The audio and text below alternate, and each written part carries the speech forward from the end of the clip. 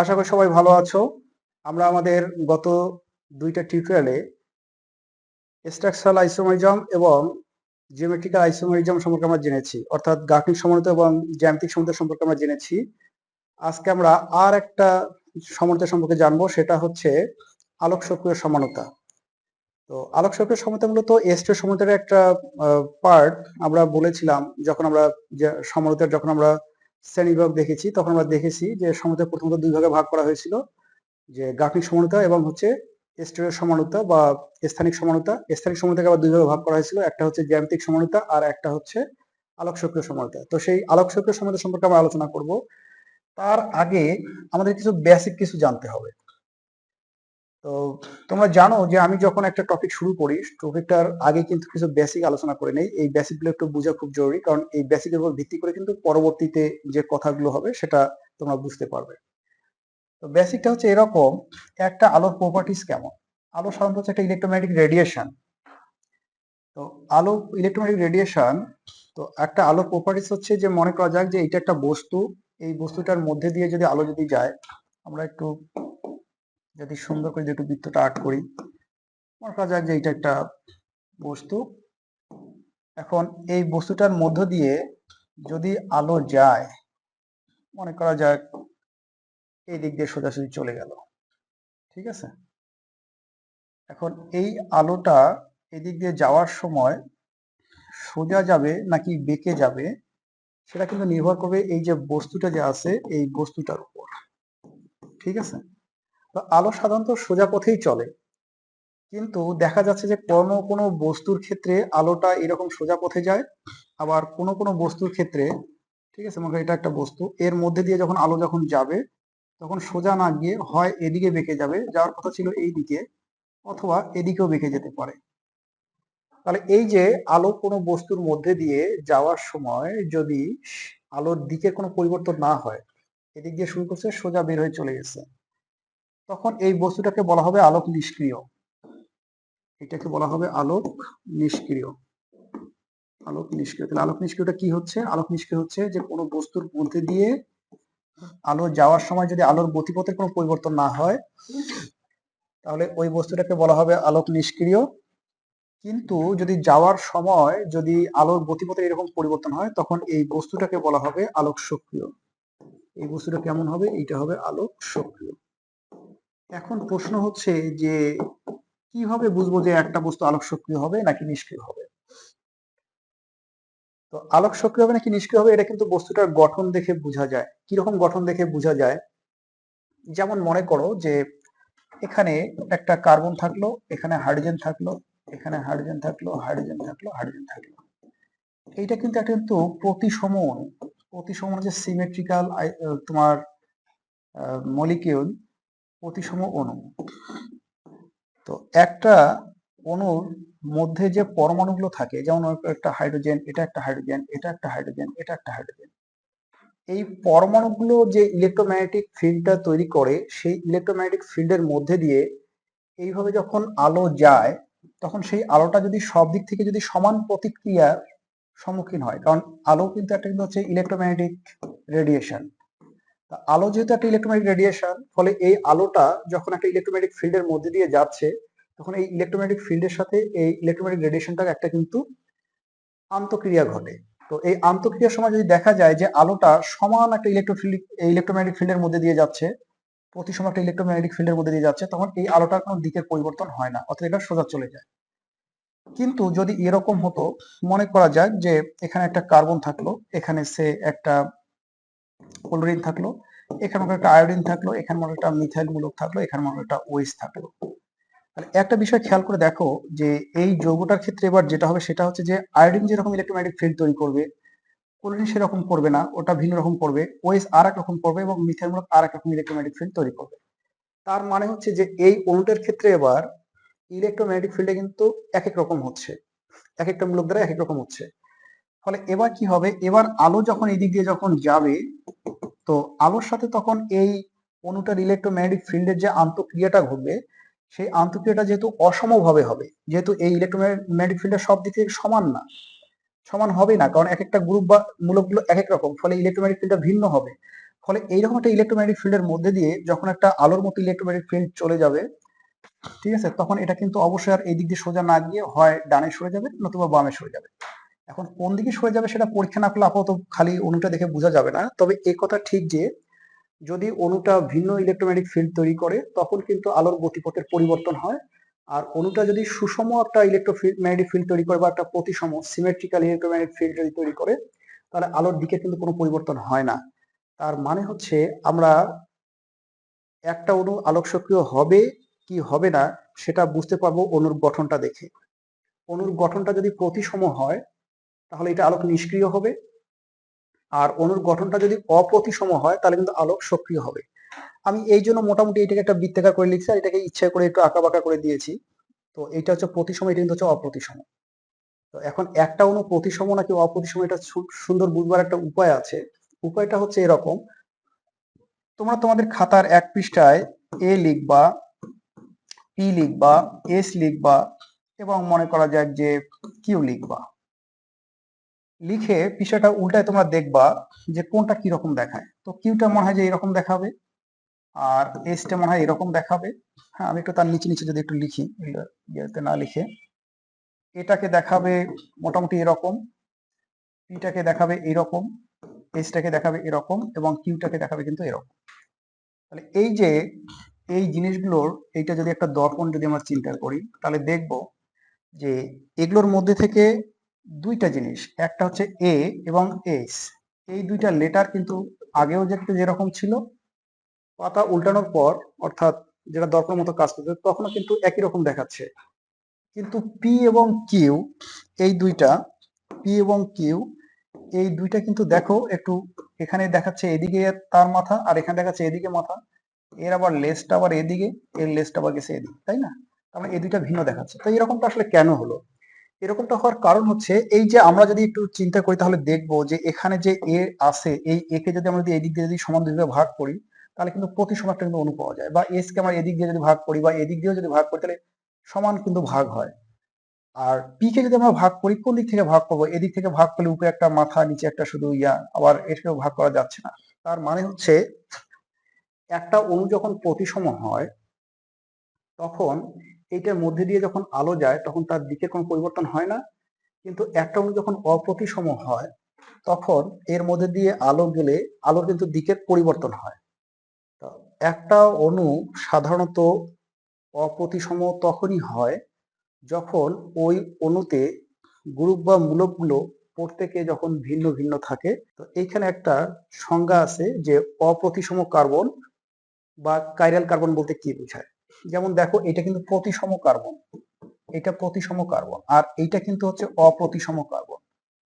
তো অপ্রতিসম কার্বনকে বোঝানোর জন্য সাধারণত স্টার চিহ্ন দেওয়া হয়। তা কাইরাল কার্বন অপ্রতিসম কার্বনের সংজ্ঞায় বলা হচ্ছে যে কোনো কার্বনের সাথে যদি যুক্ত গ্রুপ বা মূলকগুলো প্রত্যেকে ভিন্ন ভিন্ন হয়, কার্বনের চারটা হাত, সেই হিসেবে চারটা হাতে যদি চার ধরনের যদি গ্রুপ বা মূলক যুক্ত থাকে তবে ওই কার্বনটা অপ্রতিসম হয়। আর যদি কোনো একটা কার্বন অপ্রতিসম হয় তাহলে সেটা কিন্তু আলোক সক্রিয় হয়ে যায় বা ওই অণুটা আলোক সক্রিয় হয়। আলোক সক্রিয় উদাহরণ যখন আমরা দেখবো তখন আরো দেখবো। আমরা এখন মূল কথায় আসি। এইখানে দেখো একটা সংজ্ঞা দেয়া হয়েছে আলোক সক্রিয় সমনল। এক্ষেত্রে কি বলছে যে একই আণবিক সংকেত এবং গাঠনিক সংকেত, একই আণবিক সংকেত এবং গাঠনিক সংকেত কিন্তু ভিন্ন কনফিগারেশন। কনফিগারেশনটা কি জিনিস? ভিন্ন কনফিগারেশন বলতে বোঝাচ্ছে যে গাঠনিক সংকেতে গ্রুপ বা মূলকগুলোর ভিন্ন ভিন্ন স্থানিক বিন্যাসের কারণে যে গঠনগুলো পাওয়া যায় এগুলোকে প্রত্যেকটাকে বলা হচ্ছে কনফিগারেশন। কনফিগারেশন হচ্ছে একটা ত্রিমাত্রিক অবস্থা যেখানে গ্রুপ বা মূলকগুলো ভিন্ন ভিন্ন হয়। তো গাঠনিক সংকেতের সাথে কনফিগারেশন এইটার মধ্যে একটা ভিন্নতা হচ্ছে গাঠনিক সংকেত একই রকম হয় কিরকম দেখো, যে আমরা যদি দেখি তাহলে দেখবো যে মনে করা যাক যদি এইটার কথা যদি চিন্তা করি, মনে করা যাক একটা যৌগ এরকম হচ্ছে যে এখানে COOH আছে, এখানে H আছে, এখানে CH3 আছে, এখানে OH আছে। এখন এটা একটা দর্পণ প্রতিবিম্ব যদি আমরা নেই তাহলে আমরা দেখবো যে এখানে COOH পাবো, এখানে আমরা OH পাবো কাছাকাছি অবস্থায়, আর CH3 পাবো আর এখানে H পাবো। একটা বিষয় হচ্ছে যে এখানে কিন্তু এই কার্বনটার আমরা গঠন যদি দেখি তাহলে দেখবো যে এর সাথে একটা COH আছে, একটা H আছে, একটা CH3 আছে, একটা OH আছে। এই কার্বনটার ক্ষেত্রে কিন্তু তাই আছে যে এখানে COH আছে, একটা OH আছে, একটা CH3 আছে, একটা H আছে। তার মানে গঠনগত দিক থেকে কার্বনের সাথে যে গ্রুপ বা মূলকগুলো যুক্ত হওয়ার কথা তারা এখানে যেভাবে যুক্ত হয়েছে ওখানেও যুক্ত হয়েছে, তার মানে তাদের গাঠনিক সংকেত কিন্তু একই, আণবিক সংকেত একই হবেই, কিন্তু এদের কনফিগারেশনটা ভিন্ন। কনফিগারেশন ভিন্ন বলতে বোঝাচ্ছে যে এখানে ওয়েস্টটা যেদিকে আছে এখানে ওয়েস্টটা সেদিকে নাই, এখানে ওয়েস্টটা আছে তোমার মনে করো এটা হচ্ছে ডান পাশ, আর এখানে ওয়েস্ট আছে কিন্তু বাম পাশে। তাহলে এই যে আণবিক সংকেত একই, গাঠনিক সংকেতও একই, কিন্তু গাঠনিক সংকেতে যে কনফিগারেশন গুলো হচ্ছে বা গাঠনিক সংকেতে যে মূলকগুলোর স্থানিক বিন্যাসটা হচ্ছে, এই স্থানিক বিন্যাসটা ভিন্ন হওয়ার কারণে তখন এদেরকে মূলত কনফিগারেশন বলা হচ্ছে। এই ভিন্ন কনফিগারেশনের যে অণুগুলো পাওয়া যাচ্ছে, ঠিক আছে, ভিন্ন কনফিগারেশনের যে যৌগসমূহ পাওয়া যায় যাদের ভৌত এবং রাসায়নিক ধর্ম একই, এদের ভৌত এবং রাসায়নিক ধর্মও কিন্তু একই, মোটামুটি অনেকগুলো ধর্মই একই, কিছু পার্থক্য পাওয়া যায়, কিন্তু এক সমতলীয় আলোর প্রতি ভিন্ন প্রতিক্রিয়া প্রদর্শন করে। এই কথাটা ইম্পর্টেন্ট, এক সমতলীয় আলোর প্রতি ভিন্ন প্রতিক্রিয়া প্রদর্শন করে। তো এইটা কি কথা হচ্ছে যে এক সমতলীয় আলো বলতে আমরা কি বুঝি? সোজাসুজি যদি বলি যে এক সমতলীয় আলো বলতে বোঝায় যে যে সকল আলোর সকল ফোটন কণিকার দশা একই, অর্থাৎ এদের কম্পাঙ্ক, তরঙ্গদৈর্ঘ্য, বিস্তার সব যখন একই হয়, তার মানে যে একই দশা সম্পন্ন আলোক কণিকাগুলো যখন একই তলে অবস্থান করে তখন সেইটাকে মূলত বলা হচ্ছে এক সমতলীয় আলো, এবং একই বর্ণের হতে হয় তখন তাদের, যেহেতু তরঙ্গদৈর্ঘ্য একই হয় তাহলে বর্ণ অবশ্যই একই হবে। এই জন্য এক সমতলীয় একটা এক আলোক বিশিষ্ট বর্ণের প্রতি ভিন্ন আচরণ করবে। তার মানে আলোক সক্রিয় যৌগগুলোর ক্ষেত্রে আণবিক সংকেত একই হবে, গাঠনিক সংকেত একই হবে, তবে তাদের কনফিগারেশন ভিন্ন হওয়ার কারণে, মানে তাদের গাঠনিক সংকেতে গ্রুপ বা মূলকগুলোর স্থানিক বিন্যাসটা ভিন্ন হওয়ার কারণে এদের মধ্যে দিয়ে যখন আলো যাবে, এক সমতলীয় আলো যখন যাবে তখন এই আলোর প্রতি ভিন্ন আচরণ প্রদর্শন করবে, কোনোটা হয়তো বা ডান দিকে ঘুরাবে, কোনোটা আরেকটা হয়তো বা বাম দিকে ঘুরাবে। এই যে ভিন্ন রকম যে আচরণ করতেছে আলোর প্রতি, এই জন্য এদেরকে বলা হচ্ছে আলোক সক্রিয় সমাণু। আর এই কনফিগারেশন ভিন্ন হওয়ার কারণে আলোর প্রতি যে তাদের ভিন্ন আচরণ হচ্ছে, এইটাকে বলা হচ্ছে আলোক সক্রিয় সমানুতা। তো নিশ্চয়ই তোমরা আলোক সক্রিয় সমানুতা বলতে কি বুঝো, আশা করি যে বুঝতে পারছো। আর আলোক সক্রিয় সমাণুগুলোর নাম এবং আমরা জ্যামিতিক সমীকরণগুলোর নাম কিন্তু একই দেখেছিলাম, শুধু জ্যামিতিক সমীকরণে আমরা যেটা করেছিলাম যে এখানে সিস এবং ট্রান্স কথা লিখে বলছিলাম যে এটা কি রকম আর এটা কি রকম। অনুরূপে এই আলোক সক্রিয় সমাণুগুলো দুই রকম হয়। তো এখানে আমরা একটা যৌগ লিখেছি, এটা যদি আমাদের একটা দর্পণ হয়, ঠিক আছে, তাহলে এখানে আমরা একটা কথা বলতে পারবো যে এইটা যদি আমাদের যদি ডি সমাণু হয়, ডি সমাণু হয়, তাহলে এইটা হচ্ছে আমাদের এল সমাণু। আর ডিটা হচ্ছে মূলত ডেক্সট্রো কথা থেকে, ডেক্সট্রো মানে হচ্ছে ডানাবর্তী, আর এলটা হচ্ছে লিভো, লিভো মানে হচ্ছে বামাবর্তী, এখান থেকে স্মল এল আসছে, এগুলো স্মল এল এবং স্মল ডি। কিন্তু তাহলে আমরা যেটা বুঝলাম সেটা হচ্ছে যে আলোক সক্রিয় সমাণুগুলোর ক্ষেত্রে আণবিক সংকেত একই হয়, গাঠনিক সংকেত একই হয়, তবে ভিন্ন কনফিগারেশন হয়। তার মানে গাঠনিক সংকেতে মূলকগুলোর অবস্থান ভিন্ন হয়, ফলে কি হয়, এক সমতলে আলো যখন তাদের মধ্যে দিয়ে যায় তখন এই আলোগুলোর প্রতি ভিন্ন প্রতিক্রিয়া প্রদর্শন করে, অর্থাৎ এই আলোগুলো কোনোটাকে কোনো অণু ডান দিকে ঘুরায়, কোনোটা বাম দিকে ঘুরায়। এইরকম অণুগুলোকে বলা হচ্ছে আলোক সক্রিয় সমাণু। আর এই আলোক সক্রিয় সমাণুর কনফিগারেশন ভিন্ন হওয়ার কারণে যে আলোক প্রতি যে ভিন্ন ভিন্ন প্রতিক্রিয়া দেখাচ্ছে, এই ধর্মটাকে বলা হচ্ছে তার আলোক সক্রিয় সমানুতা। উল্লেখ্য যে আলোক সক্রিয় সমানুতাগুলোর ক্ষেত্রে ভৌত এবং রাসায়নিক ধর্মগুলো একই হয়, এদের নামগুলোও একই হয়, তবে নামের সামনে আলোকে কোন দিকে ঘুরাচ্ছে সেইটা বোঝানোর জন্য ডি অথবা এল ব্যবহার করা হয়। আলোকে ডান দিকে ঘুরালে ডেক্সট্রো সমাণু, আলোকে বাম দিকে ঘুরলে হচ্ছে লিভো সমাণু হয়। এখন একটা যৌগ তো এমনিতেই দেখা যায় না, বা একটা যৌগ দেখলে কিন্তু বোঝা যায় না যে এই যৌগটা আসলে আলোর তলকে কোন দিকে ঘুরাবে। তার মানে হচ্ছে যে একটা সমাণু ডি সমাণু হবে নাকি এল সমাণু হবে, এইটা বুঝতে গেলে আমাদেরকে পরীক্ষা করে দেখতে হবে যে এটা আলোকে কোন দিকে ঘোরাচ্ছে। তবে একথা ঠিক যে যদি কোনো একটা সমাণু আলোর তলকে এল দিকে ঘুরায় এবং তার দর্পণ প্রতিবিম্ব, মানে তার যে আরেকটা যে সমাণু পাওয়া যাবে, ঠিক আছে, সেটা অবশ্যই তাকে আবার বাম দিকে ঘুরাবে, আলোর তলকে আলোকে বাম দিকে ঘুরাবে, এটুকু বলা যায়।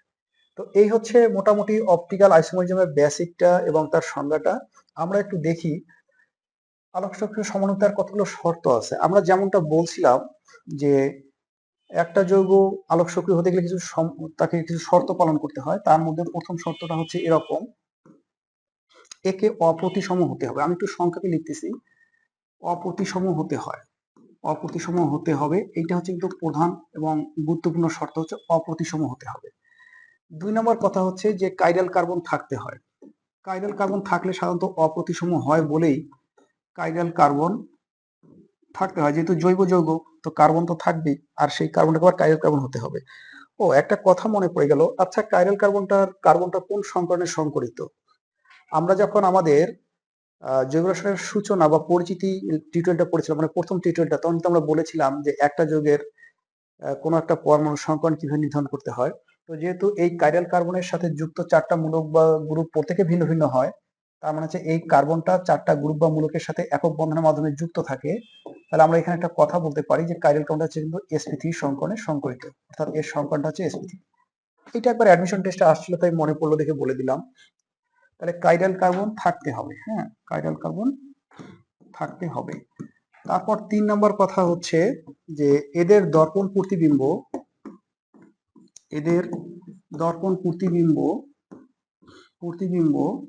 অসমাপতিত হবে, অসমাপতিত হবে।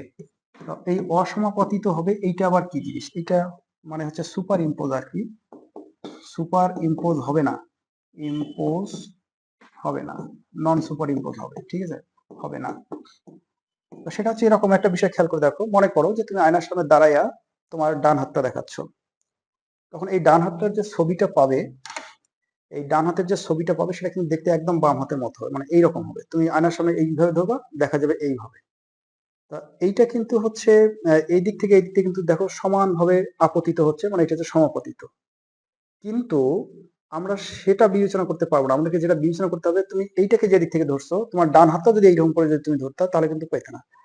তার মানে হচ্ছে যে একটা দর্পণ প্রতিবিম্ব হুবহু যদি একই দিক থেকে বিবেচনা করা হয়, যেমন আমার কাছে এই ডান হাতটা দেখালাম দর্পণের মধ্যে, এই বাম হাতটাও দেখালাম, তো দেখো ডান হাত দেখানোর পর তোমার দিকে আমি হাতের তালু দেখাচ্ছি, আমাকে বাম হাতের তালুটাও দেখাতে হবে। এই বাম হাতের তালু এইটা দুইটা যদি দেখাই, তাহলে দেখো এইটার উপর এটা কিন্তু সমাপতিত হচ্ছে না, এর কনিষ্ঠ আঙুলটা এর বৃদ্ধ আঙুলের উপর, আর এর বৃদ্ধ আঙুলটা এর কনিষ্ঠ আঙুলের উপর পড়তেছে।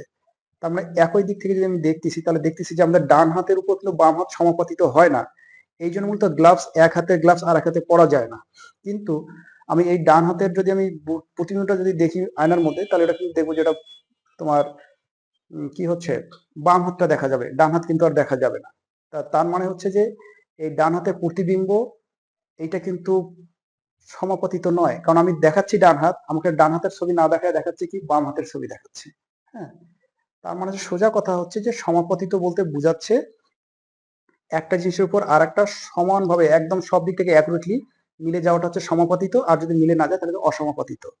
তোমাকে এই যে ডান হাত দেখালাম, একই দিক থেকে আবার বাম হাতও দেখালাম, তো দেখো ডান হাতের উপর বাম হাত কিন্তু সমাপতিত হচ্ছে না, বৃদ্ধাঙ্গুল পড়তেছে, কিন্তু বাকি আঙ্গুলগুলো মধ্যমার সাথে মধ্যমা পড়তেছে, কিন্তু বাকিগুলোর সাথে কিন্তু পড়তেছে না। তো এইটাগুলো হচ্ছে অসমাপতিত। তাহলে কি হবে, এদের দর্পণ প্রতিবিম্বগুলো অসমাপতিত হবে।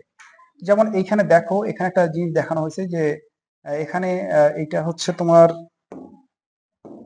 একটা, মনে করো যে কাইরাল কার্বন, এটা একটা এক্স, এটা হচ্ছে ওয়াই, আর এইটা হচ্ছে ডব্লিউ, আর এইটা হচ্ছে জেড, এইভাবে লিখছে। তো এইটা যে দর্পণ প্রতিবিম্ব পাওয়া গেছে, ওয়াই এর পাশে পাওয়া গেছে ওয়াই, এক্স এর সাথে এক্স ছিল, এটা হচ্ছে কার্বন কোনটা, এটা ডব্লিউ ছিল, এটা জেড ছিল, মানে যেটা এটা কাছে ছিল সেটা এখানে, যেটা এখানে দূরে ছিল সেটা এখানে কাছে, আর যেটা এখানে দূরে ছিল এটা উল্টে গেছে আর কি, সোজা কথা। তার মানে এই দুইটা কিন্তু পরস্পর হচ্ছে অসমাপতিত হয়ে গেছে, অসমাপতিত হয়ে গেছে। কেন অসমাপতিত হয়েছে সেটা হচ্ছে, দেখো আমি যদি এইটাকে তুলে এনে যদি এইটার উপর যদি বসাই, তাহলে কি হবে, তাহলে এই ডব্লিউটা পড়ে যাবে অ্যাকচুয়ালি, ওয়াইটা পড়ে যাবে ডব্লিউ এর উপর, আর এর ডব্লিউটা পড়ে যাবে এর ওয়াই এর উপর, ঠিক আছে। তার মানে এর দর্পণ প্রতিবিম্ব এটা কিন্তু অসমাপতিত। তো এই হচ্ছে মোটামুটি আলোক সক্রিয় সমন্বিতার শর্তগুলো। এখন আলোক সমন্বিতার কিছু আমরা উদাহরণ দেখি। যেমন মনে করো সবচেয়ে বেশি যে উদাহরণটা দেখানো হয় ল্যাকটিক অ্যাসিডের, যে COOH, আর এইটা হচ্ছে এরকম যে একটা, মনে করা যাক যে এখানে থাকলো এইচ থাকলো, এখানে একটা CH3 থাকলো, আর এখানে একটা OH থাকলো। হ্যাঁ, এখন এইটার একটা দর্পণ একটা রাখা হলো, এটা একটা দর্পণ মিরর, এইটা হচ্ছে দর্পণ।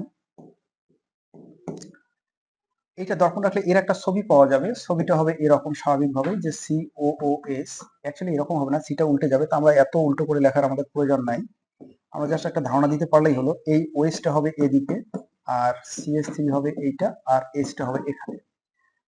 তো একটা বিষয় হচ্ছে যে এই ল্যাকটিক অ্যাসিড, এটা হচ্ছে ল্যাকটিক অ্যাসিড, ল্যাকটিক অ্যাসিড। এই ল্যাকটিক অ্যাসিডটার ক্ষেত্রে দেখা যাচ্ছে যে এটা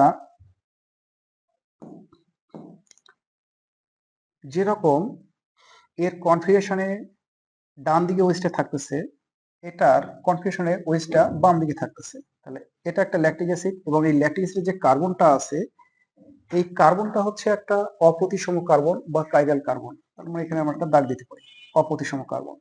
এখন এই অপ্রতিসম কার্বনটার কারণে এইটার মধ্যে দিয়ে যখন আলো যখন প্রবাহিত হবে, এক তল সমবর্তী আলো যখন যখন প্রবাহিত করা হবে, গতিশীল করা হবে, তখন এটা আলোর তলকে কিন্তু ঘুরিয়ে দিবে। এইটা যদি আলোর তলকে যদি ডান দিকে ঘুরায়, তাহলে এটাকে তখন আমরা বলবো যে ডি ল্যাকটিক অ্যাসিড। ঠিক আছে।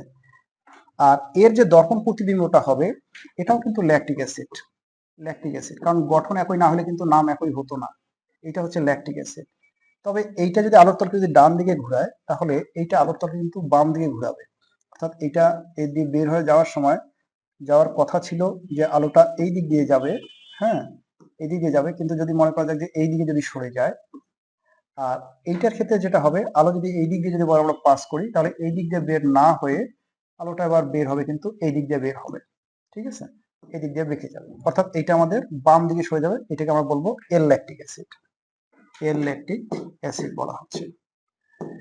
আচ্ছা, তো যেটা হচ্ছে যে একটা ডি সমাণু এই আলোর তলকে যত ডিগ্রিতে ঘুরায়, যেমন ল্যাকটিক অ্যাসিডের ক্ষেত্রে +2.24 মেবি এত ডিগ্রি যদি ডান দিকে ঘুরায়, তাহলে এইটা কিন্তু আবার -2.24 মানে বাম দিকে ঘুরাবে। তাহলে এখান থেকে একটা বিষয় লক্ষণীয়, সেটা হচ্ছে যে একটা আলোক সক্রিয় যৌগের দর্পণ প্রতিবিম্ব যার নিজ আলোক সক্রিয় হয়, এদের ক্ষেত্রে একটা সমাণুকে আমরা ডি বললে অপরটাকে আমরা এল বলি। যেহেতু উভয়ের নাম একই, তাই আশা করি এদের গাঠনিক সংকেত একই। তবে এদের মধ্যে দিয়ে যখন আলো যখন প্রবাহিত হয়, এইটা মনে করি যে তল সমাবর্তী আলো, এই আলো যখন প্রবাহিত হয় তখন আলোর গতিপথ কিন্তু পরিবর্তন হয়ে যায়। যাওয়ার কথা ছিল সোজা, কিন্তু সোজা না গিয়ে কিছুটা বেঁকে যায়। এক্ষেত্রেও যাওয়ার কথা ছিল সোজা, কিন্তু সোজা না গিয়ে কিছুটা বেঁকে যায়। বেঁকে যাওয়ার সময় দেখা যায় যে ডি সমাণুর ক্ষেত্রে আলোটা যেদিকে বেঁকে যায়, এল সময়ের ক্ষেত্রে আলো কিন্তু তার কিন্তু পুরো বিপরীত দিকে বেঁকে যায়। তো এই হচ্ছে এদের মধ্যে পার্থক্য। তবে আর একটা বিষয় খেয়াল রাখতে হবে যে এখানে আলোর তলটাকে যত দূর ঘুরাইছে, দেখো 2.24 ডিগ্রিতে যদি ঘুরায়, তাহলে এখানে কিন্তু 2.24 ডিগ্রিতে কিন্তু ঘুরিয়েছে। তবে ঘুরানোর মধ্যে এইটা তোমার ডান দিকে ঘুরেছে, আর এটা তোমার কিন্তু বাম দিকে ঘুরিয়েছে। তো এইরকম এই অণু দুইটাকে আবার একটা নাম দেওয়া যায়, এরা হচ্ছে পরস্পর এনানসিওমার। এনানসিওমার, তাহলে এনানসিওমার কি জিনিস? যে একটা আলোক সক্রিয় সমাণুর দর্পণ প্রতিবিম্ব যার নিজ আলোক সক্রিয় যদি হয়, তবে এই সমাণু দুইটাকে পরস্পরের এনানসিওমার বলা হয়। এই দুইটাকে পরস্পরের এনানসিওমার বলা হয়। তো আশা করি তোমরা অপটিক্যাল আইসোমারিজমের এই উদাহরণটা বুঝতে পেরেছো। তাহলে অপটিক্যাল আইসোমারিজম হতে গেলে কি হবে? কাইরাল কার্বন থাকতে হবে। তবে কাইরাল কার্বনে কিন্তু আলোক সক্রিয়তার পর্যাপ্ত শর্ত নয়, মূল শর্ত হচ্ছে অপ্রতিসম হতে হবে, আর এদের দর্পণ প্রতিবিম্ব অসমাপতিত হবে। তার মানে আমি যদি এখন এই অণুটাকে তুলে এনে যদি এই অণুতে যদি বসাই, তাহলে হয়তো সিওএইচ এর উপর সিওএইচ পড়বে, যদিও পড়বে না, কারণ এই সিওএইচটা এদিকে থাকলে এটা এদিকে মুখ করে থাকবে। আর দেখা যাবে যে এই ওএইচটা পড়বে এইচ এর উপর, আর এই এইচটা পড়বে কিন্তু এই ওএইচ এর উপর। তার মানে অসমাপতিত হচ্ছে, এই দর্পণ প্রতিবিম্বটা অসমাপতিত হবে। তো এগুলোই মূলত শর্ত এবং এটার উদাহরণ। আমরা আরো কিছু উদাহরণ দেখব। যেমন মনে করা যাক যে একটা যৌগ যদি আমরা খেয়াল করি, একটা যৌগ মনে করি এরকম, যে এরকম হলো, এখানে মনে করা যাক যে ওএইচ থাকলো, এখানে একটা এইচ থাকলো, একটা সিএল থাকলো, হ্যাঁ। আর মনে করা যাক যে এখানে থাকলো একটা এইচ, এখানে থাকলো একটা মনে হচ্ছে বিআর, আর এখানে একটা থাকলো একটা ওএইচ। আমরা যদি দেখি তাহলে দেখবো যে এখানে কিন্তু আমাদের কাইরাল কার্বন কিন্তু দুইটা, এটা একটা কাইরাল কার্বন, আর কিন্তু এটা আর একটা কিন্তু কাইরাল কার্বন। তো এই কাইরাল কার্বন থাকার কারণে এর যদি আমরা দর্পণ প্রতিবিম্ব যদি লিখি, এটা যদি আমাদের দর্পণ হয়, তাহলে আমরা বলতে পারবো এভাবে যে এখানে যে আমরা অণুটা পাবো, অণুটার ক্ষেত্রে এরকম হবে যে কার্বন, এদিকে হাইড্রোজেন, কার্বন, আর এখানে একটা ওএইচ ছিল, ওএইচটা থাকছে, এখানে একটা ওএইচ ছিল, থাকছে। তবে এই দর্পণ প্রতিবিম্ব হওয়ার কারণে এই এইচটা হবে এবার এ পাশে, আর সিএল, এটা ক্লোরিন ছিল, ক্লোরিনটা হচ্ছে এ পাশে, আর এখানে ব্রোমিনটা হবে এখানে, আর হাইড্রোজেনটা যাচ্ছে কিন্তু ও পাশে। তো দেখা যাচ্ছে যে এই অণু দুইটা কিন্তু পরস্পর তোমার আলোক সক্রিয় সমাণু এবং এদের দর্পণ প্রতিবিম্ব, ফলে আমরা এর একটা নাম দিতে পারি, সেটা হচ্ছে এরা পরস্পর হচ্ছে এনানসিওমার। তাহলে এনানসিওমার হওয়ার শর্তটা কি? এনানসিওমার শর্ত হওয়ার শর্ত হচ্ছে যে এদের দর্পণ প্রতিবিম্ব অসমাপতিত হবে এবং এখানে কার্বন কার্বন থাকবে। আচ্ছা, আমরা আর একটু দেখি আলোক সক্রিয় সমাণুর আরো কিছু উদাহরণ আছে। তো এগুলো আমরা আরো কিছু বিষয় আছে, যেমন তোমার ডায়াস্ট্রিমার কাকে বলে, মেসোযোগ কি, এগুলোর সময় আমরা আরো কিছু উদাহরণ দেখবো। তাই এখানে আর উদাহরণ না দেখে আমরা পরবর্তী টপিকটাতে চলে যাই। সেটা হচ্ছে এরকম যে এনানসিওমারের সাথে রেসিমিক মিশ্রণের একটা সম্পর্ক আছে। তো এনানসিওমার ক্ষেত্রে যেমনটা আমরা লিখলাম ল্যাকটিক অ্যাসিডের ক্ষেত্রে যে COOH, সি এখানে মনে করে লেখা হলো যে এটা H, এটা হচ্ছে CH3, এটা হচ্ছে OH। এইটার সাথে যদি আমরা একটা দর্পণ নেই, এটা আমাদের দর্পণ, এটা হচ্ছে দর্পণ। তো এখানে আমরা যেটা পাবো সেটা হচ্ছে যে COOH পাচ্ছি, আর এরকম এখানে একটা OH পাচ্ছি, এখানে CH3 পাচ্ছি এবং H পাচ্ছি। এইটা যদি আমাদের ডি সমাণু হয় এবং এর দর্পণ প্রতিবিম্ব এটা ভিন্ন কনফিগারেশন, এটাকে আমরা বলি এল সমাণু বলি। মূলত এটা হচ্ছে ডি ল্যাকটিক অ্যাসিড আর এটা হচ্ছে এল ল্যাকটিক অ্যাসিড। এই দুইটাকে কিন্তু আমরা কিন্তু এনানসিওমার বলছিলাম, তাই না? এটা আমাদের আগের কথাটা এনানসিওমার। এখন একটা বিষয় খেয়াল করে দেখো, ওখানে আর একটা কথা বলা ছিল যে একটা এনানসিওমার ক্ষেত্রে এই ডি সমুটা আলোক তলকে যেদিকে ঘুরায়, এল সমুটা ঠিক সেই পরিমাণ তার বিপরীত দিকে ঘুরায়। তো এখন যদি মনে করা যাক যে এইটা একটা মিশ্রণ, এই মিশ্রণে মনে করা যাক যে 5টা এল সমাণু আর 5টা মনে করা যায় ডি সমাণু আছে, একই যোগের একই সমাণু, 5টা হচ্ছে এল আর 5টা হচ্ছে ডি। এখন এর মধ্যে দিয়ে যদি লাইট পাস করা হয়, মনে করা যায় আলো আপতিত করা হলো, তাহলে এই আলো কি সোজা যাবে নাকি ডানে যাবে নাকি বামে ঘুরে যাবে? 1 2 3, কোন ঘটনাটা ঘটবে? আসলে এই মিশ্রণটা থেকে যখন এই মিশ্রণটার মধ্যে দিয়ে যখন আলো যখন যাবে, তখন দেখা যাবে যে আলোর গতিপথের কোনো পরিবর্তন হবে না। তার মানে তার সঠিক পথ হচ্ছে এইটা, আর এরকমটা কখনো হয় না, অর্থাৎ আর বেঁকে যায় না, সোজা যায়। তো কেন এমনটা হলো? এমনটা হওয়ার পিছনে কিন্তু দুইটা কারণ আছে। একটা কারণ হচ্ছে যে এখানে 5টা এল সমাণু এবং 5টা ডি সমাণু নেওয়া হয়েছিল। যতগুলো এল সমাণু নেওয়া হয়েছে ততগুলো কিন্তু ডি সমাণু নেওয়া হয়েছে, এটা একটা বিষয়। আর দ্বিতীয় কথা হচ্ছে যে এল সমাণু আলোর তলকে যেদিকে ঘুরায়, ডি সমাণু আলোর তলকে তার বিপরীত দিকে ঘুরায়, ঠিক আছে? তো এই ঘটনাটা ঘটার কারণে হচ্ছে কি, যখন একটা সমাণবিক মিশ্রণের এনানসিওমারের সমাণবিক মিশ্রণের মধ্যে দিয়ে আলো পাস করে দেওয়া হয়, তখন হয় কি যে ডি সমাণু যতগুলো ডি সমাণু আছে তারা যে পরিমাণ ঘুরায়, আর যতগুলো এল সমাণু আছে তারাও ঠিক একই পরিমাণে ঘুরায়। ফলে সার্বিকভাবে এই আলোটা কিন্তু আর তার গতিপথ পরিবর্তন করে না, তার মানে আলোটা সোজা চলে যায়। তো কোনো দ্রবণের মধ্যে দিয়ে বা কোনো বস্তুর মধ্যে দিয়ে আলো যাওয়ার সময় যদি তার গতিপথে কোনো পরিবর্তন না হয়, তাহলে আমরা তাকে বলি আলোক নিষ্ক্রিয়। তার মানে রেসিমিক মিশ্রণ কিন্তু হচ্ছে আলোক নিষ্ক্রিয়। তাহলে এই মিশ্রণটাকে আমরা রেসিমিক মিশ্রণ বলতে পারবো। তাহলে রেসিমিক মিশ্রণ কাকে বলা হচ্ছে? বলা হচ্ছে যে দুইটা এনানসিওমারের সম আণবিক মিশ্রণকেই বলা হচ্ছে মূলত রেসিমিক মিশ্রণ। রেসিমিক মিশ্রণ আলোক নিষ্ক্রিয় ব্যাখ্যা করো, এটা 2 মার্কসের জন্য আসে। তাহলে আগে আমরা রেসিমিক মিশ্রণটা কি জিনিস তার সংজ্ঞা দেব। তো রেসিমিক মিশ্রণের সংজ্ঞায় বলা হচ্ছে যে দুইটা এনানসিওমারের সমাণবিক মিশ্রণকেই বলা হচ্ছে রেসিমিক মিশ্রণ। সমাণবিক হতে হবে। এখানে 5 আর এখানে আবার 6 থাকলে কিন্তু হবে না, 5টা এল আর 6টা ডি থাকলে হবে না, তখন কিন্তু ডি এর দিকে কিন্তু ঘুরে যাবে, ঠিক আছে? যেটা বেশি থাকবে নিট পরিমাণ সেই দিকে কিন্তু ঘুরে যাবে। তাহলে দুইটা এনানসিওমারের সমাণবিক মিশ্রণকে রেসিমিক মিশ্রণ বলা হচ্ছে। রেসিমিক মিশ্রণ আলোক নিষ্ক্রিয়। এর কারণ হচ্ছে আমরা জানি যে রেসিমিক মিশ্রণ দুইটা এনানসিওমার দিয়ে তৈরি হয়, তার মধ্যে একটা হচ্ছে ডি সমাণু, একটা হচ্ছে এল সমাণু, যাদেরকে পরস্পর এনানসিওমার বলা হয়। এর মধ্যে ডি সমাণু আলোর তলকে যেদিকে ঘুরায়, এল সমাণু আলোর তলকে তার বিপরীত দিকে ঘুরায়। যেহেতু ডি সমাণু আলোর তলকে যেদিকে ঘুরায়, এল সমাণু তার বিপরীত দিকে ঘুরায়, তাই এইরকম ডি এবং এল সমাণু যদি সমান পরিমাণ নেওয়া হয়, তাহলে উভয় সমাণু আলোকে সমান পরিমাণ ঘোরানোর, পরস্পর বিপরীত দিকে সমান পরিমাণ ঘোরানোর কারণে আলো সার্বিকভাবে বা নেট কোনো দিকে পরিবর্তন হয় না, অর্থাৎ রেসিমিক মিশ্রণটা আলোক নিষ্ক্রিয় হয়। তো আশা করি বিষয়টা বুঝতে পারছি, এভাবে একটু লিখে দিলে হবে। এখন মেসো এবং ডায়াস্টোরিমার এই জিনিসটা কি আমরা একটু দেখি। আমরা দুইটা উদাহরণ দিয়ে দেখবো। তার মধ্যে আমরা প্রথম উদাহরণটা এরকম একটা বিবেচনা করতে পারি, সে এরকম যে COOH আর সি COOH, হ্যাঁ, এখানে মনে থাকলো, এখানে একটা ওএইচ থাকলো, এখানে একটা ওএইচ থাকলো, একটা এইচ থাকলো, আর এখানে একটা এইচ থাকলো, আর এখানে একটা এখানে একটা H থাকলো, এখানে একটা OH থাকলো, আর এখানে একটা H থাকলো।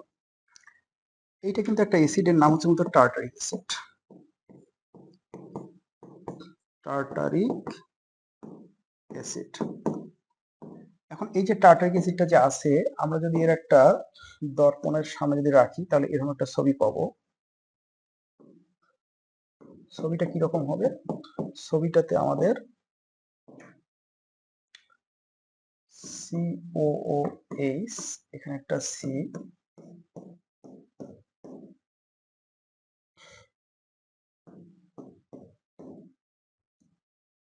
এই OH-টা এদিকে আসবে, আর এই OH-টা এদিকে আসবে, হাইড্রোজেনটা এপাশে আসবে, এবং এই হাইড্রোজেনটা এপাশে আসবে। একটা বিষয় খেয়াল করে দেখো, আমরা যদি দেখি তাহলে দেখব যে আপাত দৃষ্টিতে দেখে মনে হচ্ছে যে এই দর্পণ প্রতিবিম্ব, এইটার যদি আমরা একটা নাম দিয়ে দিই আগে, এটা যদি মনে করা যায় যে প্রথমটাকে আমরা সবসময় ডি বলে আসতেছি, তো এটাকে ডি ধরি, এটা হচ্ছে ডি টার্টারিক অ্যাসিড। আর এটাকে মনে যদি আমরা এল টার্টারিক অ্যাসিড যদি বলি, তাহলে বলা যাবে কিনা আমরা একটু দেখি। Tartaric acid. তো এখানে কিন্তু তোমার কাইরাল কার্বন আছে, এটা একটা কাইরাল কার্বন, এটা একটা কাইরাল কার্বন। কিন্তু সমস্যা হচ্ছে যে আমরা যদি দেখি তাহলে দেখব যে এই অণুটার নিজের মধ্যে একটা প্রতিসাম্যতা আছে। আমরা যদি এইরকম একটা তল বিবেচনা করি, এই তল বরাবর কিন্তু আমরা একটা কিন্তু জিনিস বুঝতে পারছি যে আমরা যদি এই অণুটাকে ভাঁজ করে দিই, তাহলে COOH এর উপরে পড়বে, আর OH-টা OH এর উপরে পড়বে, H-টা H এর উপরে পড়বে। ফলে হয় কি, এই বরাবর যদি আলো যদি গতিশীল থাকে,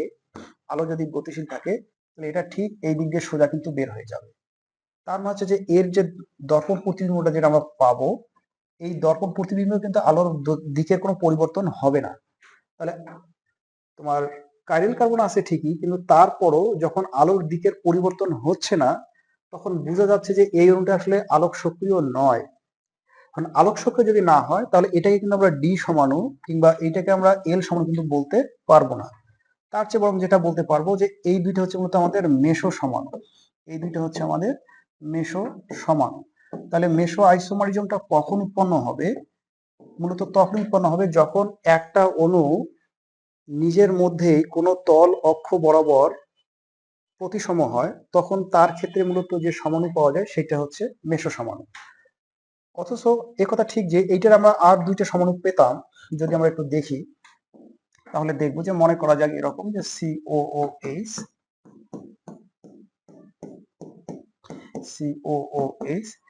এইখানে মনে করা যায় যে OH, এইখানে H, আর এখানে হচ্ছে H, আর এখানে হচ্ছে OH। এবার যদি আমরা তার একটা দর্পণ প্রতিবিম্ব যদি বিবেচনা করি, হ্যাঁ, এটা মনে একটা দর্পণ, এটা একটা দর্পণ, তাহলে সেই ক্ষেত্রে আমরা এবার দেখব যে অণুটা হচ্ছে এরকম যে COOH, আর এটা হচ্ছে C, OH-টা এখানে, H-টা এদিকে, এটা C, এটা OH-টা এদিকে, আর H-টা কাছে, আর COOH এরকম হচ্ছে। এবার কিন্তু একটা বিষয় দেখো যে এটাও কিন্তু টার্টারিক অ্যাসিড, এগুলো টার্টারিক অ্যাসিড, এগুলো টার্টারিক অ্যাসিড। তবে এই টার্টারিক অ্যাসিডটার একটা বৈশিষ্ট্য হচ্ছে যে এর এক অংশ কিন্তু আরেক অংশ অনুরূপ নয়। এবার যদি আমরা আগের মতো যদি এই রেখা বরাবর যদি বিবেচনা করি, তাহলে দেখো এপাশে যা যা থাকতেছে এপাশে তা কিন্তু থাকতেছে না। এটা যদি আমরা এবার উল্টাই দিই, তাহলে COOH হয়তো বা COOH এর উপরে পড়বে, কিন্তু এবার OH-টা H এর উপরে পড়তেছে, আর H-টা OH এর উপর পড়তেছে, তার মানে এটা কিন্তু প্রতিসম নয়। এই ক্ষেত্রে মূলত এই কাইরাল কার্বনটা হচ্ছে কার্যকর কাইরাল কার্বন, আর এই ক্ষেত্রে এই কার্বন দুটো পরস্পর কাইরালটি কিন্তু নষ্ট করে দিছে। মানে হচ্ছে যে এইটা যদি আলোর তলকে যদি এইদিকে ঘুরাইছে, তাহলে এইটা আবার আলোর তলকে এইদিকে ঘুরাইছে। তাহলে একই অণুর মধ্যে আলোর তলকে পরস্পর বিপরীত দিকে ঘোরানোর কারণে সোজাসুজি আলোটা কিন্তু চলে গেছে। এখানে কাইরাল কার্বন থাকা সত্ত্বেও এক পার্ট আর এক পার্টের সাথে প্রতিসম হওয়ার কারণে আলোটা সার্বিকভাবে কিন্তু কোনো দিক দিয়ে জানে বা আলোর গতিপথের পরিবর্তন হয়নি, অর্থাৎ এই অণুটা আলোক নিষ্ক্রিয় ছিল। এইরকম তোমার প্রতিসম অণুগুলোর ক্ষেত্রে যদি আলোক নিষ্ক্রিয় হয়, তাহলে কিন্তু আমরা বলতে পারি সেগুলোকে মেসো সমাণু বলতে পারি। আর একই যৌগ, এটাও টার্টারিক অ্যাসিড এবং এটাও টার্টারিক অ্যাসিড, কিন্তু ভিন্নতা হচ্ছে এবার যখন এর মধ্যে দিয়ে আলো যাবে, তখন এবার আলো কিন্তু আর সোজা যেতে পারবে না, আলো হয় এবার ডান দিকে বেঁকে যাবে। তো আমরা যদি এটাকে ডেক্সট্রো হিসেবে বিবেচনা করি, তাহলে এটাকে আমরা ডি টার্টারিক অ্যাসিড বলতে পারি। আর এর মধ্যে দিয়ে যদি চিন্তা করি, তাহলে এবার কিন্তু এদিকে বা দিকে বেঁকে যাবে, এটা হচ্ছে এল টার্টারিক অ্যাসিড। তাহলে এই যে যেহেতু এই দুটো আবার পরস্পর দর্পণ প্রতিবিম্ব সমাপতিত নয়, তাই আমরা কিন্তু এটাকে বলতে পারি এটা হচ্ছে এনানসিওমার। এরা হচ্ছে এনানসিওমার, এনানসিওমার। ঠিক আছে, তাহলে একটা বিষয় খেয়াল করা যাচ্ছে যে কোনো অণুর মধ্যেই যদি আবার প্রতিসাম্যতা বিদ্যমান থাকে, কোনো অক্ষ বা তল বরাবর যদি আমরা প্রতিসাম্যতা খুঁজে পাই, তাহলে ওই অণুটার মেসো সমাণু পাওয়া সম্ভব। যেমন এইটা হচ্ছে মেসো সমাণু, বাট এরা কিন্তু আবার হচ্ছে এনানসিওমার। আমরা আর একটা অণু দেখি যেখানে একটু আমাদেরকে দেখতে হবে। তো আমরা এখানে একটা জায়গা রাখছিলাম, এখানে এই জায়গাটাতে দেখি আমাদের ডায়াস্ট্রিমারটা কি জিনিস। আমরা এবার একটা যৌগ দেখি, সেই যৌগটা মনে করা যাক হচ্ছে এরকম যে সে COOH, এখানে একটা C, এখানে একটা H, এখানে মনে করা একটা OH, আর এখানে একটা C। হ্যাঁ, এখানে মনে করা যাক যে এটা হচ্ছে একটা BR, আর এখানে মনে করা যাক যে একটা H, আর এখানে মনে করি যে একটা আমাদের হচ্ছে CH3। আমি ইচ্ছা করে আর কি গ্রুপগুলো আর কি প্রত্যেকটা ভিন্ন ভিন্ন করে রাখার চেষ্টা করছি। তখন কি হবে, তখন আমরা যদি এইটার একটা দর্পণ প্রতিবিম্ব নেই, সে এটা একটা দর্পণ, তাহলে আমরা এখানে একটা গঠন পাবো। গঠনটা কেমন হবে? গঠনটা হবে এরকম যে COOH এর সাথে CH এবং CH3, Hটা হচ্ছে এ পাশে, OHটা হচ্ছে এখানে, আর বিআরটা হবে এখানে, আর Hটা হচ্ছে এখানে, এরকম হচ্ছে, এরকম Hটা হচ্ছে। তো একটা বিষয় খেয়াল করে দেখো যে এই যৌগটার ক্ষেত্রে এটা একটা কাইরাল কার্বন, এটা একটা কাইরাল কার্বন, এবং এটাও কিন্তু একটা কাইরাল কার্বন। এই দুইটা কাইরাল কার্বন আছে এবং কাইরাল কার্বন দুইটা কিন্তু পরস্পর কিন্তু ভিন্ন। এখানে হচ্ছে যে এর সাথে আছে একটা OH আছে, OH আছে, H আছে এবং COH আছে, আর বড় একটা জায়গা আছে। আর এর সাথে কার্বনের কার্বনটা কিন্তু এখানে বিআর আছে, একটা হাইড্রোজেন আছে এবং একটা CH3 আছে। তো এই ক্ষেত্রে দেখা যাচ্ছে যে এই কাইরাল কার্বনটার দর্পণ প্রতিবিম্ব আমরা যেটা পাচ্ছি, এই দর্পণ প্রতিবিম্বটা কিন্তু আলোক সক্রিয় হচ্ছে। তার মানে এটা যদি আমাদের ডি সমাণু হয়, এটা আমরা নাম বললে বলতে পারবো ডি সমাণু হয়, আর এটা হচ্ছে এল সমাণু। তোমরা একটু নামটা বলার একটু প্র্যাকটিস করবা, এটার নাম কি দেওয়া যেতে পারে। আর একটা বিষয় খেয়াল করে দেখো, এই অণুটারে আর একটা ঘটনা, আমি একটু এইটাকে যদি একটু ছোট করে লিখতে পারতাম তাহলে মানে সুবিধা হতো। এখানে আমরা আর একটা যৌগ একটা লিখতে পারি, পাশে লিখি, এগুলোকে নাম্বারিং দিলাম। মনে করা যাক যে এটা হচ্ছে 1 নাম্বার যৌগ, এটা হচ্ছে 2 নাম্বার যৌগ। আর একটা যৌগ এরকম হয়তো বা হতে পারে, সেটা হচ্ছে এরকম যে COOH, CH3, এটা এখানে H ছিল, এটা মনে হয় এটা একটা OH, আর একটা হচ্ছে H হচ্ছে এখানে, আর এখানে বিআর ছিল, ওখানে H আছে। তো এখানে বিআর থাক, এখানে আমাদের H হোক। এখন এই ক্ষেত্রে যদি আমরা আর একটা যদি দর্পণ যদি এখানে যদি রাখি, তাহলে আমরা আর একটা সমাণু পাবো এরকম COOH, দুইটা, চারটা, CH3, OHটা এখানে, বিআরটা এখানে, এখানে একটা H, এখানে একটা H। এই ক্ষেত্রে দেখো, এই ক্ষেত্রে কিন্তু আমরা মোটামুটি এইটা একটা যদি আমাদের ডি সমাণু হয়, ঠিক আছে, তাহলে এটা কিন্তু হচ্ছে আমাদের এল সমান, এটা হচ্ছে আমাদের এল সমান। তা এই যে দুইটা ভিন্ন কনফিগারেশন যুক্ত অণুগুলো যখন পাওয়া যাচ্ছে, এই অণুগুলোতে গ্রুপগুলোর রাসায়নিক বিন্যাস ভিন্ন হওয়ার কারণে এরা একতলীয় আলোকে ভিন্ন ভিন্ন দিকে ঘোরাচ্ছে, ফলে এরা পড়তে কিন্তু হচ্ছে আলোক সমাণু হচ্ছে। এবং এখানে ওই রকম কোনো আগের মতো কিন্তু যেটা আমরা এর আগে দেখছিলাম মেসো সমাণুর ক্ষেত্রে, সেরকমটা কিন্তু হচ্ছে না। যেমন মেসো সমাণুর ক্ষেত্রে আমরা যেটা দেখছিলাম যে এইখানে এটা যেমন আলোর তলকে নিজেরাই ঘুরায়, কিন্তু এক্ষেত্রে কিন্তু সেরকমটা ঘুরাইতে পারছে না। তো এটা কেন পাচ্ছে না, তার কারণটা যদি একটু খেয়াল করো তাহলে দেখবা যে এই কার্বনটার সাথে যে গ্রুপগুলো আছে এরা যেরকম, এখানে কিন্তু বিষয় কিন্তু সেরকমটা না। এখানে দেখো এই কার্বনের সাথে একটা OH, একটা COH, একটা H, এর সাথে একটা CO, একটা OH, একটা H, একটা COH, তার মানে হচ্ছে একই রকম কাইরাল কার্বন বিশিষ্ট দুইটা। আর এখানে ছিল কিন্তু ভিন্ন রকম কাইরাল কার্বন কিন্তু ছিল দুইটা। তাহলে এটা একটা সমান হচ্ছে, এটা একটা সমান হচ্ছে, এটাকে ধরলাম যে 3 নাম্বার, এটা হচ্ছে 4 নাম্বার। তাহলে আরেকটা বিষয় খেয়াল করে দেখো যে একের সাথে 3-এর কিন্তু মিল নাই। একের সাথে 3-এর মিল নাই কেমন? একের ক্ষেত্রে হাইড্রোজেনটা আছে ডান দিকে, ব্রোমিনটা আছে বাম দিকে, আর 3-এর ক্ষেত্রে হাইড্রোজেনটা ওএইচটা আছে ডান দিকে আর ব্রোমিনটা আছে বাম দিকে। তাহলে যখন দুইটা আলোক সক্রিয় সমাণু, আণবিক সংকেত একই, গাঠনিক সংকেত একই, কিন্তু ভিন্ন কনফিগারেশনের দুইটা আলোক সক্রিয় সমাণু যখন পরস্পর দর্পণ প্রতিবিম্ব না হয়, মানে এইটার দর্পণ প্রতিবিম্ব কিন্তু এটা না, এটার দর্পণ প্রতিবিম্ব হচ্ছে এইটা, তাহলে যখন দর্পণ প্রতিবিম্ব না হয় তখন এদের পরস্পরকে কিন্তু ডায়াস্ট্রিমার বলা হয়। তার মানে হচ্ছে একের ডায়াস্ট্রিমার হচ্ছে 3 এবং একের ডায়াস্ট্রিমার হচ্ছে 4। তাহলে 1 এর সাথে 3 আর 4 এই দুইটা হচ্ছে ডায়াস্ট্রিমার, ঠিক আছে, ডায়াস্টেরিওমার। কিন্তু একের সাথে 2 এটা একটা এনানসিওমার, এই দুইটা হচ্ছে একটা এনানসিওমার, এনানসিওমার, ঠিক আছে, সিওমার এটা। আবার 3 এর সাথে 4ও কিন্তু এনানসিওমার, এরাও এনানসিওমার, এনানসিওমার, ঠিক আছে। কিন্তু 1 এর সাথে 3 অথবা 4 যেমন ডায়াস্ট্রিমার, অনুরূপে 2 এর সাথে 3 এবং 4 এরা কিন্তু ডায়াস্ট্রিমার। এর উল্টো কথা প্রযোজ্য, 3 এর সাথে 2 এবং 1 ডায়াস্ট্রিমার, বা 4 এর সাথে 2 এবং 1 ডায়াস্ট্রিমার। তার মানে হচ্ছে ডায়াস্ট্রিমার এবং এনানসিওমার মধ্যে মূল পার্থক্য হচ্ছে এনানসিওমারের ক্ষেত্রে একটা আলোক সক্রিয় সমাণুর দর্পণ প্রতিবিম্ব, তাদেরকে পরস্পর বলা হচ্ছে এনানসিওমার। আর ডায়াস্ট্রিমার ক্ষেত্রে একই আণবিক সংকেত, একই গাঠনিক সংকেত, কিন্তু ভিন্ন কনফিগারেশনের দুইটার মধ্যে একটার আলোক সক্রিয় সমাণুর দর্পণ প্রতিবিম্ব অপরটা নয়।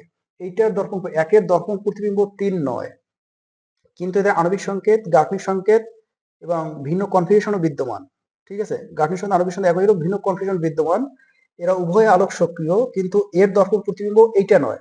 তার মানে উভয় আলোক সক্রিয় হবে, উভয় আণবিক সংকেত, গাঠনিক সংকেত একই হবে, তবে ভিন্ন কনফিগারেশন হওয়ার কারণে বা তাদের এই আলোক সক্রিয়তার ক্ষেত্রে দেখা যায় যে একটার দর্পণ প্রতিবিম্ব যখন আরেকটা না হয়ে থাকে তখন ডায়াস্ট্রিমার হয়। তাহলে আমরা সোজা বলতে পারি যে দর্পণ প্রতিবিম্ব হলে এনানসিওমার, না হলে ডায়াস্ট্রিমার। দর্পণ প্রতিবিম্ব, দর্পণ প্রতিবিম্ব গুলো হচ্ছে এনানসিওমার, একই অণু কিন্তু, যারা আণবিক সংকেত এবং গাঠনিক সংকেত একই, এনানসিওমার। কিন্তু যদি দর্পণ প্রতিবিম্ব না হয় তাহলে হচ্ছে মূলত ডায়াস্টেরিওমার, ডায়াস্টেরিওমার। তো আশা করি বিষয়টা তোমরা বুঝতে পারছো। এখন আমরা আরেকটা ছোট্ট জিনিস শিখে আজকে শেষ করবো, সেটা হচ্ছে যে এই আলোক সক্রিয় সমাণুর ক্ষেত্রে কিন্তু এদের সংখ্যা কিন্তু নির্ধারণ করা যায়। সেটা কি রকম, একটা বিষয় খেয়াল করে দেখো। এইখানে কিন্তু আমরা যদি দেখি তাহলে দেখবো যে এখানে কাইরাল কার্বন একটা, তো কাইরাল কার্বন যদি একটা হয় তাহলে সেক্ষেত্রে আমরা কিন্তু মাত্র 2টা সমাণু পাইছি, আর কিন্তু পাই নাই। কিন্তু এই যৌগের ক্ষেত্রে দেখো কাইরাল কার্বন 2টা, আমরা এখানে কিন্তু পাইছি কিন্তু 4টা সমাণু পাইছি। আবার একটা বিষয় খেয়াল করে দেখো, এখানেও কাইরাল কার্বন 2টা, কিন্তু এখানে প্রকৃতপক্ষে আমরা সমাণু পাইছি কিন্তু 3টা। তার মধ্যে এটা হচ্ছে মেসো সমাণু, এটা বা এটা কিন্তু একই সমাণু, মেসো সমাণু। আর এইটাকে বলা হচ্ছে এনানসিওমার দুইটা, একটা ডি সমাণু, একটা এল সমাণু। এখন আমরা দেখব যে কিভাবে আলোক সক্রিয় সমাণুতার সংখ্যা নির্ণয় করা যায়। তো এই বিষয়টা আসলে খুব একটা সুবিধাজনক না, যদিও সাধারণ কিছু নিয়ম আছে, তার আলোকে এগুলো তো আমরা দেখব। তারপর দেখা যায় যে সবসময় সঠিকভাবে প্রয়োগ করা একটু কঠিন হয়ে যায়। তো এই জন্য আমাদেরকে দুইটা বিষয় মাথায় রাখতে হবে। একটা হচ্ছে যে আলোক সক্রিয় সমাণুতার সংখ্যা কয়টা হবে সেটা দুইটা বিষয়ের উপর নির্ভর করে। এক, যে কাইরাল কার্বনের সংখ্যা কতগুলো আছে তার উপর নির্ভর করে। আর 2 নম্বরটা হচ্ছে যে কাইরাল কার্বনটার প্রকৃতি কেমন, হ্যাঁ, এটা দেখতে অনুরূপ কাইরাল কার্বন নাকি ভিন্ন ভিন্ন কাইরাল কার্বন তার উপর নির্ভর করে। তো এর উপর ভিত্তি করে আমরা মূলত দুইটা নিয়ম আলোচনা করব। প্রথমটা হচ্ছে এরকম, প্রথমটা যদি আমরা বলি তাহলে আমাদের শর্তটা হচ্ছে এরকম যে কাইরাল কার্বন সংখ্যা n হলে, কাইরাল কার্বন সংখ্যা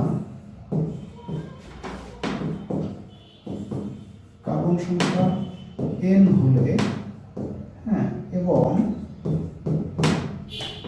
প্রতিটি কাইরাল কার্বন ভিন্ন হলে সেক্ষেত্রে সমান সংখ্যা হবে, সমান সংখ্যা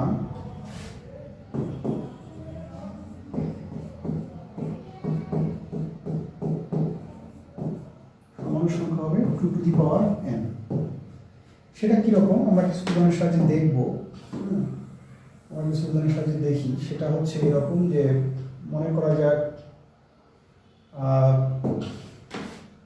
আমরা এর আগে যে উদাহরণগুলো যে দেখেছিলাম সেগুলো যদি একটু খেয়াল করি তাহলে দেখবো, যেমনটা দেখো এখানে কাইরাল কার্বন কিন্তু হচ্ছে 2টা, কিন্তু এই 2টা কাইরাল কার্বন কিন্তু ভিন্ন না, একই রকম। এটাও যেরকম দেখতে এটাও সেরকম দেখতে।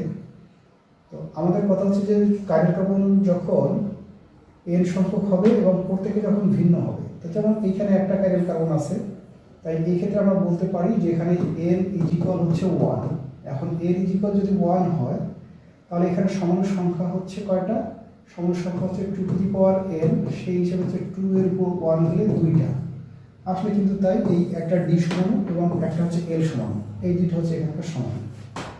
আবার আমরা এই যোগটা দেখতে চাই। এই যোগটাতে কিন্তু কার্যের কার্বন সংখ্যা কিন্তু হচ্ছে 2টা এবং প্রত্যেকে কিন্তু ভিন্ন। কেমন ভিন্ন সেটা হচ্ছে এরকম, যে যেমনটা যদি একটু হিসাব নিকাশ করে দেখো, তাহলে দেখো যে এখানে হচ্ছে একটা COH মূল, হ্যাঁ, এখানে হচ্ছে একটা COH, তারপরে এখানে হচ্ছে একটা OH এবং এখানে একটা হচ্ছে S। আর ওইটার জন্য এইটা বিশাল বড় কেমন জানি একটা জায়গা। এই চারটা ভিন্ন হওয়ার কারণে এই কার্বনটা হচ্ছে কার্বন কার্বন এবং প্রত্যেকে কিন্তু ভিন্ন। আবার আমরা যদি এ পাশ থেকে যদি চিন্তা করি যে এই কার্বনটার ক্ষেত্রে এখানে একটা হাইড্রোজেন, এখানে একটা ব্রোমিন, এখানে একটা মিথাইল এবং এখানে এই পাশে বিশাল একটা জায়গা, ঠিক আছে? মানে এই যে এখানে যে দুইটা কার্বন কার্বন আছে, কার্বন কার্বন দুটোই কিন্তু ভিন্ন। তো এইরকম কার্বন কার্বন যদি দুইটা ভিন্ন হয়, তাহলে আমাদের নিয়মটা ছিল এরকম যে সমান সংখ্যা হবে 2 টু দি পাওয়ার n। তো কোথায় আছে? আমরা এখানে একটু লিখলাম যে 2 টু দি পাওয়ার n, এখানে n ইকুয়াল হচ্ছে 2, n ইকুয়াল কত? n ইকুয়াল হচ্ছে 2। তাহলে সেই হিসাবে যদি আমরা বলি, তাহলে 2 এর উপর হচ্ছে 2 মানে হচ্ছে যে 4।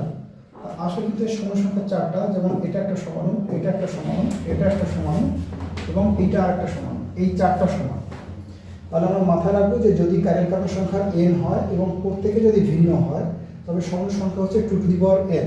এটা বেশ ইউনিক একটা, সব ক্ষেত্রে প্রযোজ্য হবে। আর এই যে সমান 4টা যে আছে, তার মধ্যে মোটামুটি এই দুইটা পরস্পর এনানসিমর, এই দুইটা পরস্পর এনানসিমর। তবে এই 1 নম্বর সাথে 3 নম্বর কিংবা 4 নম্বর, অথবা 2 নম্বর সাথে 3 নম্বর কিংবা 4 নম্বর হচ্ছে কিন্তু ডায়াস্টেরিওমার এর উভয় কথাও প্রযোজ্য। মানে 3 নম্বরের সাথে 1 নম্বর এবং 2 নম্বর হচ্ছে ডায়াস্টেরিওমার, অথবা 4 নম্বরের সাথে 1 নম্বর এবং 2 নম্বর হচ্ছে ডায়াস্টেরিওমার।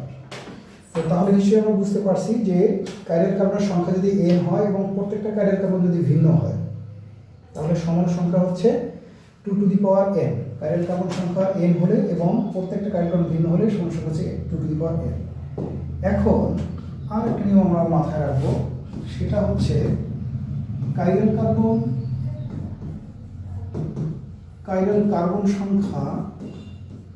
কার্বন সংখ্যা যদি n হয়, n হলে এবং n জোড় হলে কি রকম, যে n এর মানগুলো এরকম হবে যে n এর এই মানগুলো জোড় হবে, মানে হচ্ছে 2 হবে, 4 হবে, 6 হবে, এরকম 2, 4, 6 হবে যদি হয়।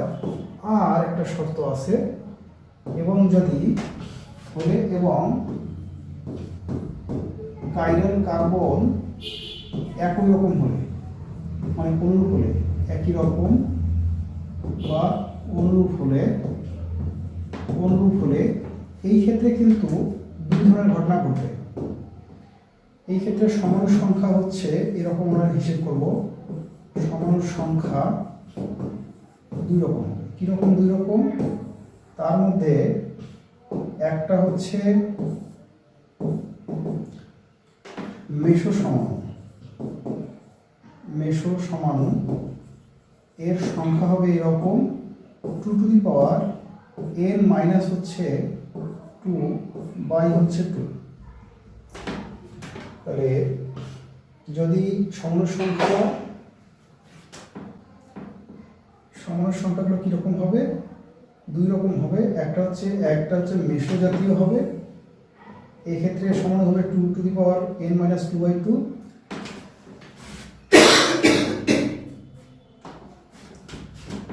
আর একটা সমান হবে আলোক সক্রিয় সমাণু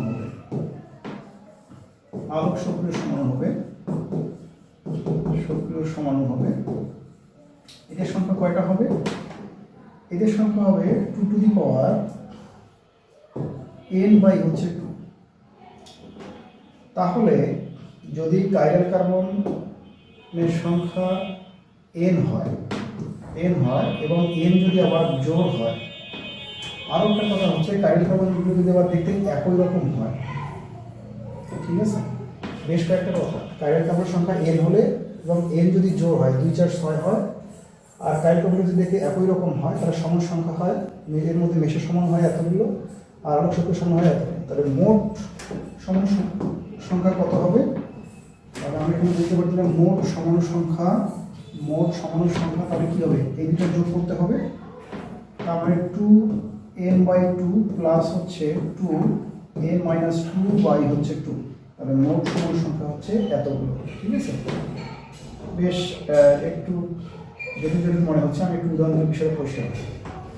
যেমনটা আমরা এখানে একটা উদাহরণটা খেয়াল করি, এইখানে দেখো, এইখানে কার্যের কার্বন সংখ্যা ছিল 2টা, তাহলে কার্যের কার্বন সংখ্যা হচ্ছে 2, তাহলে n ইকুয়াল হচ্ছে 2। এদের ভালো, n এর মান জোর এবং প্রত্যেকটা কার্যের কার্বন কিন্তু একই রকম।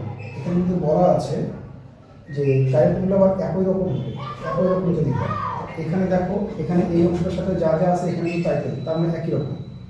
তাহলে এই ক্ষেত্রে এখন সমান কয়টা হবে? সমান 2n/2 প্লাস হচ্ছে 2n-2 হচ্ছে 2। তার আমাদের মেশো সমান হচ্ছে এত। তাহলে এখানে আমরা যদি একটা বিষয় খেয়াল করি, n = 2, এখন আমাদের তাহলে মেশো সমাণু সংখ্যা হচ্ছে, মেশো সমাণু এটার যে সংখ্যাটা আমরা পাবো সেটা হচ্ছে এরকম যে 2n-2 হচ্ছে 2। তাহলে n এর মান হচ্ছে 2, তাহলে 2 - 2 হচ্ছে 2, 2 এত, তার মানে হচ্ছে 2 হচ্ছে 0, 2 হচ্ছে 1। তাহলে এই যে এই যোগ দুইটা যে আছে, এই দুটোই হচ্ছে মেশো সংখ্যা।